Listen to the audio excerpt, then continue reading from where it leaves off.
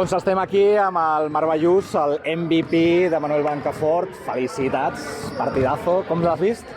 Bé, la veritat és que ha sigut un partit molt renyit, ens ho hem passat molt bé, la veritat. Ha estat disputat tot el partit, tot i que ells han estat per davant sempre, doncs hem aconseguit al final remuntar i res, ens hem emportat la victòria.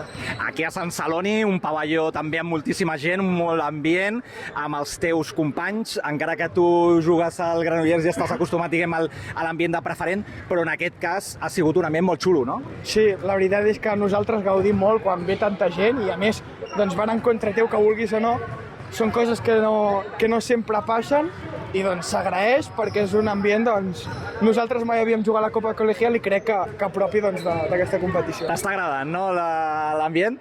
Sí, de moment el primer partit em podria haver agradat més si haguéssim guanyat de més perquè hem patit bastant, però m'ho he passat molt bé, la veritat. Bueno, 25 punts, 9 rebots, aspirant a potser millor jugador de la setmana.